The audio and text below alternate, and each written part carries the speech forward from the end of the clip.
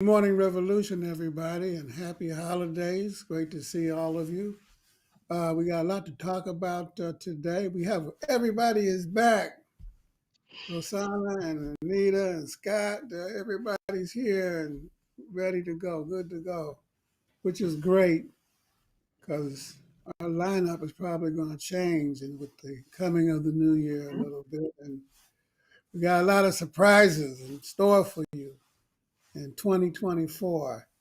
So long as we're able to defeat the fascist danger and we don't all end up in jail or worse. I'm confident that we're going to defeat it. We're going to be talking about that and the impact of the U.S. imperialist policy, the war in Gaza and around the world, and its impact on the potential impact on the U.S. elections. We're going to be talking about what happened in Colorado. We got a brave Supreme Court there. They get your blankety blank behind off the ballot, Mr. Man. And so we're going to see whether or not our panelists think that's a good idea or not. In New York, the governor is following the example of Rosanna's state of California, has set up a commission to look into reparations to make up for past discrimination, slavery, and everything that's happened after. So we're going to be talking about that. And then lastly, poll, which the party we're doing end of the year polling to see what movies you like, what books you like, what TV series do you like, what have you happened upon any good recipes lately? I need a good recipe for apple pie. I bought one yesterday, big, gigantic. And normally these pies are tasty when you get them small, but the big ones, God darn, apples are only half cooked, Anita. And the crust is great, but half cooked anyway. So we're going to be talking about new things and new recipes and good books and poetry and good music, what you like and that kind of thing. We sent out a poll yesterday, and because we only had like 14 responses the day before, now we have over 100. So thank you very much for signing up. We want to encourage everybody to fill out that form. Let us know what you like. We love democracy and member engagement. So keep it coming. Uh, Anita, three-quarters of the American people are in favor of a ceasefire, but only 30 in the House and maybe two or three in the Senate. Bernie has come on board finally. About time, Mr. Sanders, Senator Sanders. What you been waiting on? Uh, what gives? I mean, uh, broad public support, Mhm. yet your elected representatives are slow to the roll so far. What gives, Anita? Well, thanks, Joe. It's certainly not the first time that our legislators are not listening to the people. This happens repeatedly in state legislatures and in the federal government. I mean, people want gun control. People want, basic abortion rights, for example. The vast majority of people, and yet our legislators are not jumping to that. I think there's something in between. There's money in politics, for one thing, that really keep legislators listening to the lobbyists and the big contributors um, instead of to the people that they're representing. They also are weighing. There's a huge generation gap here. Very sadly, that very much older voters are leaning towards supporting Israel because their views of Israel, I think, were shaped by the 1960s and the 1950s when we were subjected to a certain, narrative on Israel, and people still have not revised their estimation since then. And old people vote, and they may be feeling that they have to listen to those voters, but I think it's really at their peril because the vast majority of people, as you said, are really leaning towards demanding a ceasefire. And if they aren't listened to, their anger will be taken out in future electoral contests, sadly, or Um, appropriately. you said money and politics. Maybe you might want to reformulate that, Anita, to say money is politics. And we say in Youngstown, money talks, BS walks, Rosanna. Rosanna, polls show wide dissatisfaction among young people, in particular youth of color. They ain't standing for this policy. Is Biden going to lose the election? Do you think? I mean, what I mean, I in don't the know. Midwest, in Ohio, Michigan, Colorado, big, Arab populations. Add that to black folk, Latino, Asian. Hello, what's up with that? Well, I think we Rosanna? have to help people understand how necessary it is to make a full analysis of our current situation. Trump is talking about throwing us all out of the US, especially people of color. He's not going to care whether you were born here or not. There's a lot of suffering if Trump gets elected, much more. Um, and so there's a lot. It's a lot riding on this election. So I'm hoping no, but I think it's too early to really tell. Not really, don't have any conclusions yet. I don't know where we're going to go, Rosanna. I was thinking, well, we could go to Mexico, but you got family down there, you and Arturo. But now they said they're going to, the Republicans are calling for invading Mexico. So we might go across the border, and then the U.S. Army will be right behind us. No place to go. Scott, um, labor, black folk, UAW has now come out for a ceasefire. Postal workers, ceasefire. Coalition of Labor Union Women, ceasefire. ALU, ceasefire. UE, ceasefire. On November 15th, uh, several thousand black leaders of faith, Christian, took out a full page ad in the New York Times. Biden ceasefire. I shouldn't bound. The producers are going to say, Joe, stop pounding the table. Uh, but the Biden administration is not listening. What should people do, Scott? uh, keep demanding as many times, as loudly, as publicly, as insistently as possible.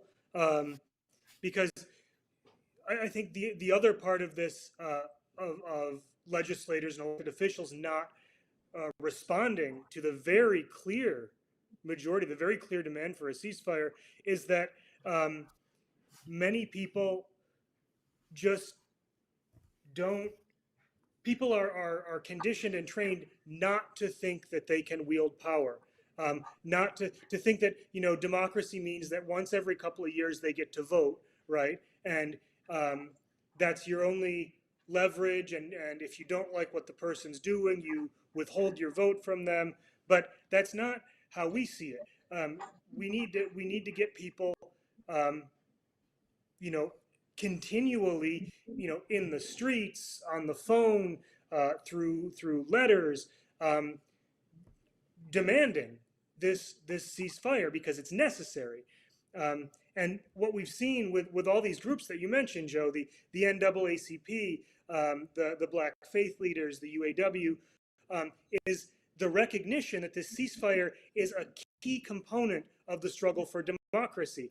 It's about the right of the American people to say what our tax dollars are used for, and our right as human beings to say no to a system that is that is promoting genocide against the Palestinian people. So the more uh, the more people engage in the struggle for a ceasefire, the stronger and the more effective the fight against fascism is going to be,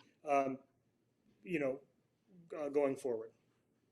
Don't you think that we not only have to keep the pressure on, we got to turn the volume up. It's not enough to keep the pressure. The volume has to be turned up. And the only language that the ruling class understands at the end of the day is power. Money's power. Production of goods is power. The transportation of those goods is power. You know, stopping, bringing it to a halt, shutting it down. That's the only thing that they understand ultimately. And so we're going to have to continue to work to keep the pressure on. I was in a conversation last night and somebody said, well, the city council in my city is so conservative, they're not going to do anything. What's the point of trying to move them? Well, you could say the same thing about the U.S. Congress, but the point is to build movements on the ground, so that people learn what's taking place, learn about the stakes, learn how to exercise their power. Isn't that what it's all about? Can I add And one thing? Ed, please. Money's power. Joe's right. And one of the things that we're seeing is attacks on members of Congress who have come out in favor of a ceasefire, attempts to fund primary challenges to them. So one way of showing our support for those members of Congress who have come forward is, a lot of people around the new year start thinking about, causes they might support, where they might make financial contributions. Kick a few bucks to some of these representatives that have been so strong, to Rashida Tlaib, to my former Congressman Chuy Garcia in Chicago, who I'm going to kick a few bucks to Ilhan Omar, to, the party put out a toolkit that has lists of co-sponsors. There's more have been added since then. Nydia Velasquez, our producer, just mentioned. Yeah, kick him a few bucks and send him a note saying thank you, and I've contributed to your campaign, and that'll show other elected officials as well that we don't have a lot of money, but what we have, we do what we can with it. No business as usual. Activists in D.C. went to their mayor was having a party. Our comrades were part of it. And they said, no, Christmas party, as usual. We're not boogieing to the mass murder in Gaza. We're not. No. Y'all gotta act right. You gotta do the right thing. And until then, until you do the right, well, they say no justice, no peace, Anita. Now, the Supreme Court in Colorado, they exercised a little power the other day. They said, Trump, you are guilty of insurrection. Go directly to jail, get your behind off the ballot, do not collect $500. Like a Monopoly game. Y'all play Monopoly? Very brave of them, because they're the right wing, these fascists are threatening everybody. We're going to come back to that in just a moment. Lightning round. Will the Supreme Court, because it's going to be appealed, Trump has appealed it to the Supreme Court. Will the Supreme Court of these United States, with its 5-8 majority, or 6-9, I forget, 6 to whatever that number is, 3, say yes or no on the appeal? Anita, yes or no, the Supreme Court?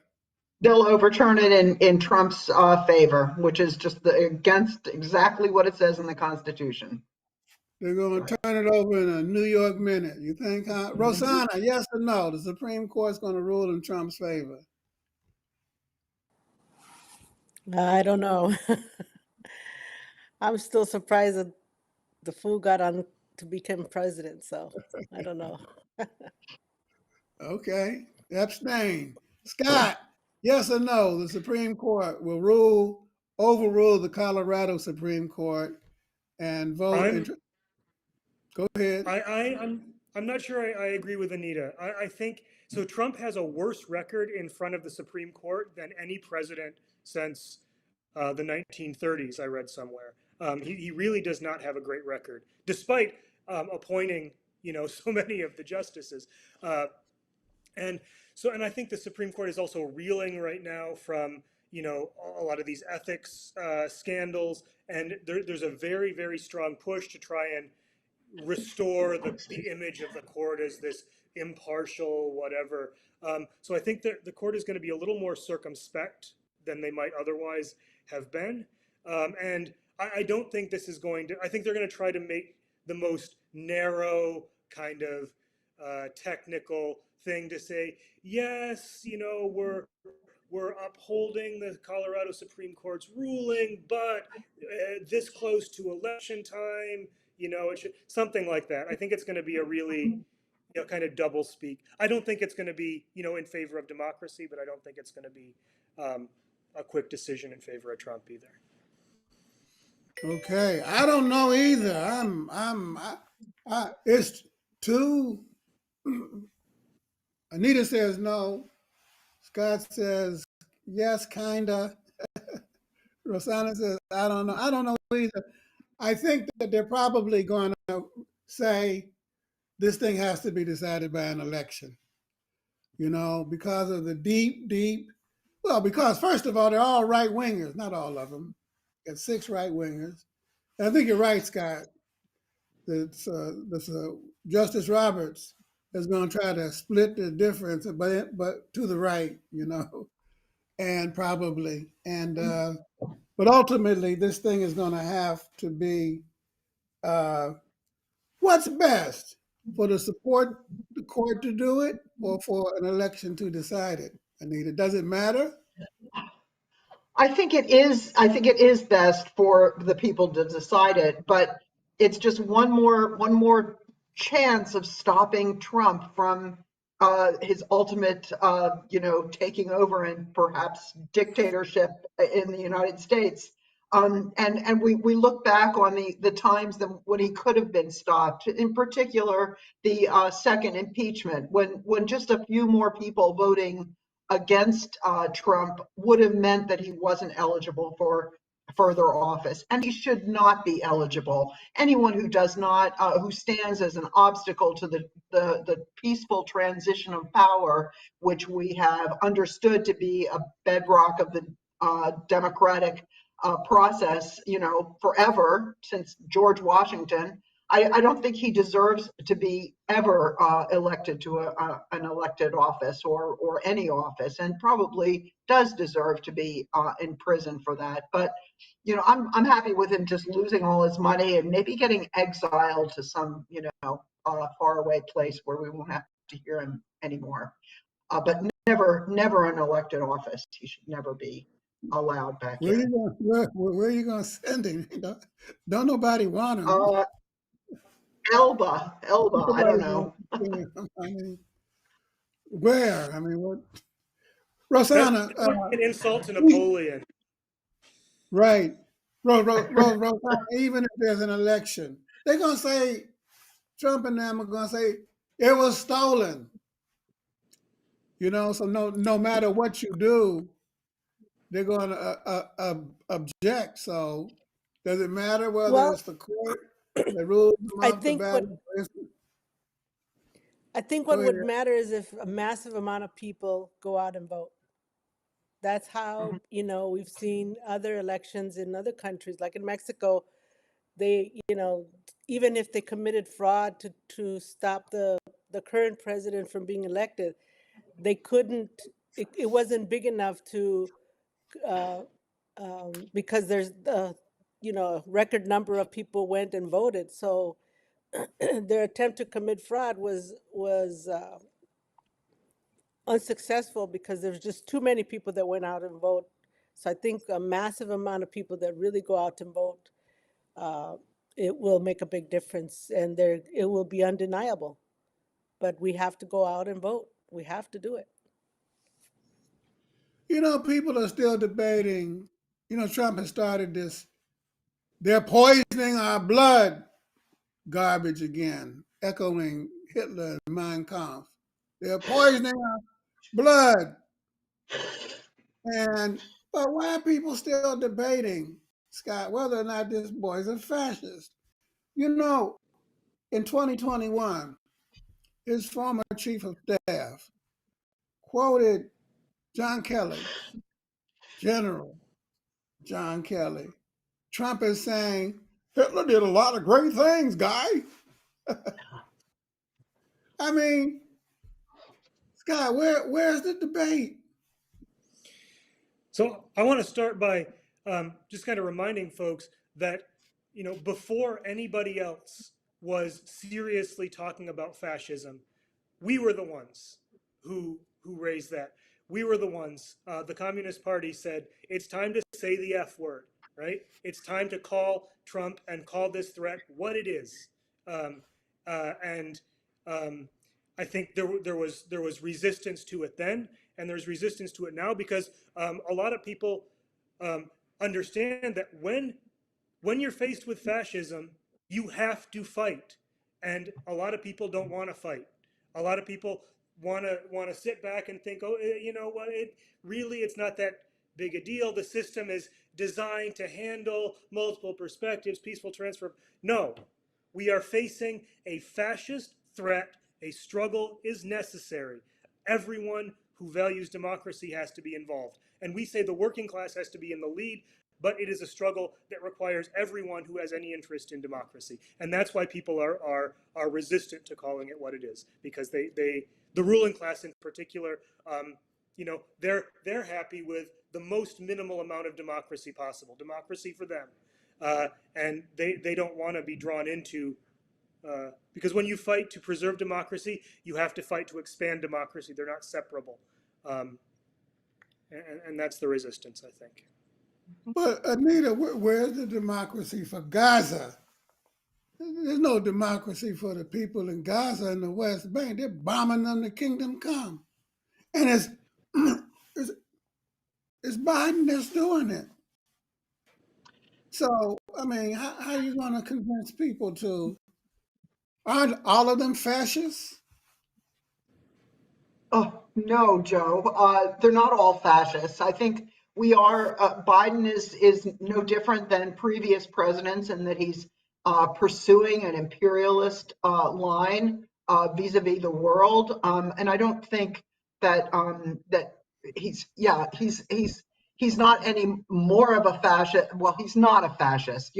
Clearly, Trump has fascist leanings or is a fascist in his speech and in some of the policies that he's espousing and in many of the policies that he's promising to carry out when he becomes if he succeeds in becoming president again.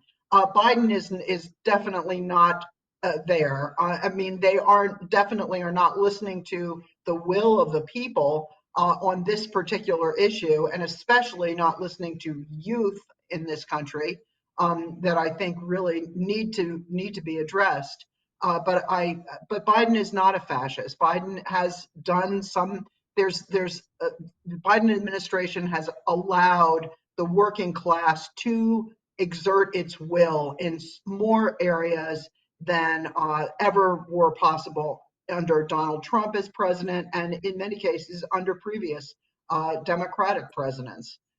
So I think we have to look at not just Democrats and Republicans as who's the ruling class, but instead look at corporate ruling class, finance capital, the reactionary portions of the ruling class, and look at where is their will being done and where is the will of the working class being carried out. So I think Biden has a record that has allowed more benefits for working people than previous presidents. So I don't think he's a fascist. No, we have to. It dilutes the term fascism to call Biden a fascist. Thy will be done, thy kingdom come. I mean, the will of the working class, they didn't allow the working class, and people pushed their way in. Mhm. It wasn't allowed. I mean, it wasn't, and to the degree that there's influence. But Biden's an old school Pennsylvania centrist Democrat at the end of the day, carrying out the will of the big corporations. Scott, you have a Yeah, word on? I was going to say that in a certain sense, it's not a question of whether such and such individual is a fascist or not. The the fascist threat is organized by a section of the ruling class that builds a mass base for itself, but it also exerts pressure on the rest of the ruling class. And Biden's foreign policy is a product of the ascendancy of Trump, because Biden is very different on foreign policy questions than Obama was, and the the rise of the extreme right, the intensification of the fascist threat, is what pulled Democrats even more to even more reactionary positions on foreign policy.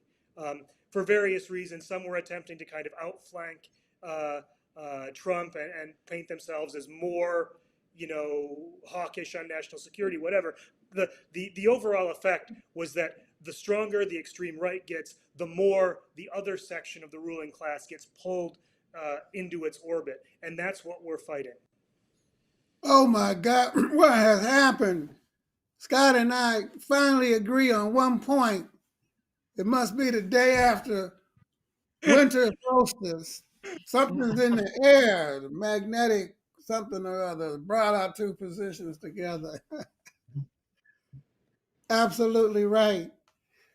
New York has created a commission to look into reparations following California, which approved the commission, and now the commission is recommending that they grant $1.2 million to all descendants of slavery. 1.2 million. I'll move to California, Rosanna. I'm gonna be a millionaire. There's provisions. I think you have to have lived in California for a certain amount of time. I think it was. I can't remember. Oh, I better But stay in New York. I was about the to buy me a Mercedes Benz. Oh Lord, won't you buy me a Mercedes Benz? All I my think the friends challenge, got Cadillac. the challenge is, of course, the money. Is there enough money to do that? And I think there's plenty of money if the corporations would pay their fair share of taxes. If California charged an extraction tax for oil, there's plenty of money to do that. So I think the whole Absolutely. money issue is something that is being used to not move forward. But um, it can start somewhere. It can start by providing free education, healthcare, uh, a decent place to live. That in itself boosts your own self-esteem, your own ability to move forward, because having those basic needs met allows you to thrive and to move in more in a forward direction, as opposed to just you're stagnant because you don't know where you're going to get medicine. You don't know where, you have problems with your housing, you have problems with your education. How are you going to get educated? Those are really important things to really feel like you're a full citizen, and really feel like you are a part of this society, and your self-esteem is also uh, fortified by those basic needs. Absolutely right. I agree with you too. I agree with you a lot though. But I must say, I was about to sing for the first time on Good Morning Revolution. That song. What was that folk singer back in the 60s, Anita, who used to sing that song? Oh Lord, won't you buy me a Mercedes Oh, Benz? All my friends got Janice Cadillac. Who? Janice Joplin. Yeah. Joplin. Yeah. You remember her, Rosanna? I All my do, friends yes. got Cadillacs. I must make amends. That was a great song. Very satirical. Is that the solution? Anita, reparations. What is I thought you were going to ask Mercedes-Benz is not the solution, but but what is the I think Marxist approach to solving the it's problem of inequality caused by centuries old capitalist exploitation? How do you address that? What I think there has to be solutions on a lot of different levels. And well, these efforts in New York and California sound like a start. They are just commissions to study something, and right away there's going to be so much pushback. And of course, when Evanston, Illinois, had did institute reparations, they give $25,000 towards home ownership to eligible residents of Evanston, Illinois. And they found that one of the uh, uh, consequences of slavery in that area in Illinois was problems with housing, especially during the Jim Crow era. And at that time, people said, well, you can't do it on the local level. You need it on the national level. That's $3 or $4 trillion or 33 trillion or something like that. But then you think about the international level and how the entire Caribbean was immiserated for centuries by the British and the French. The French have stolen so many billions of dollars from Haiti, and as a result, Haiti is the poorest country in the Western Hemisphere, and other Caribbean islands. When you look at, there's a great movie called The Price of Memory that came out about 10 years ago that really focused on how these beautiful buildings in London were really paid for by the blood, sweat, and tears of enslaved Africans in the Caribbean. So I think once you start looking at those reparations and what is really owed to people who have been exploited for hundreds of years, it's just so overwhelming. And I think it might be more practical to, make people aware of that inequality and that sustained structural inequality that began in the 1600s, basically, but also to attack it on every level.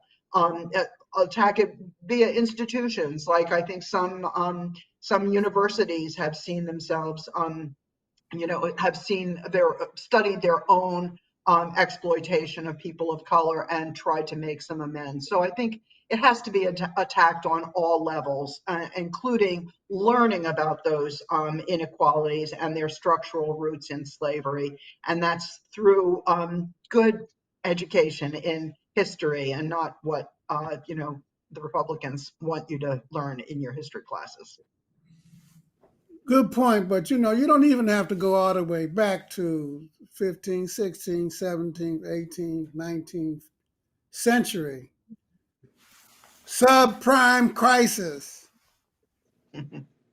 Scott, they targeted Black and Latino homeowners in the main with loans that they knew they couldn't repay,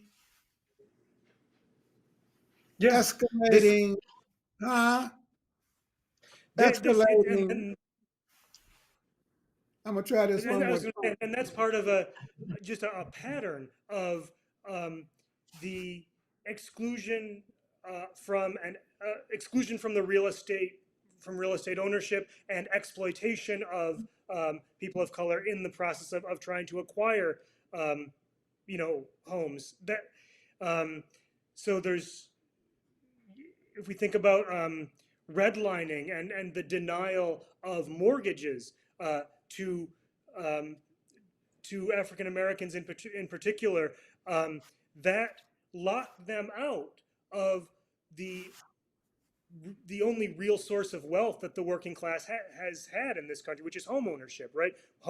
People bought homes for cheap, the value rose. Well, people who were locked out of that system, um, you know, didn't get any of that wealth. And then on top of it, as Joe said, the subprime mortgage crisis targeted those people, offering them, cheap home loans, and then, suddenly they were on the hook for huge mortgage payments. So just for that alone, reparations would be justified, whether in the form of cash payments or in the form of, you know, zero interest credit from the federal government for home purchases or any number of things. But when we think about reparations, I think if you think about it in the capitalist perspective, it's very limited, right? Oh, how do we add up the amount of money that, you know, was stolen from people, and then, you know, divide that by the number of descendants and parcel it out, right? That's a good start, like Anita said. But if we think of it in a socialist perspective, all of socialism is about reparations. Um, reparations for native people whose land was stolen, whose cultures were pushed to the brink of extinction.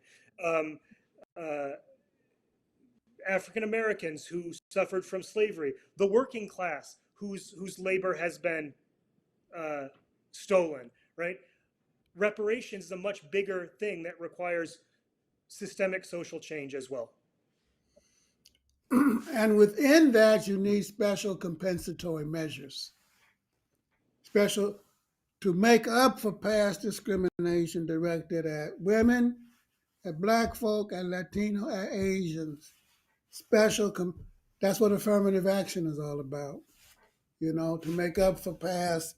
That's the that's the solution. Part of it. By the way, nobody went to jail. Subprime. They made billions of dollars, and not one. Money's power. Not one person went to jail, and they almost brought down the world economy. It was the biggest wealth loss in Black and Latino history, and we still haven't recovered from it. I mean, people. Okay, we're going to move the agenda. We're coming to a close, but before we do, let's have a little fun. Favorite movie of the year or favorite TV series? Anita, you got one? I spent the morning tearing my hair out thinking, how can I make a good communist argument for Barbie? Because Barbie was my favorite movie of the year. I've watched it twice. I have an appointment to watch it next Wednesday with some other folks. So it's just a good-hearted, send up of gender roles and gender relationships and a certain. It's just a funny movie, and I thoroughly enjoyed it.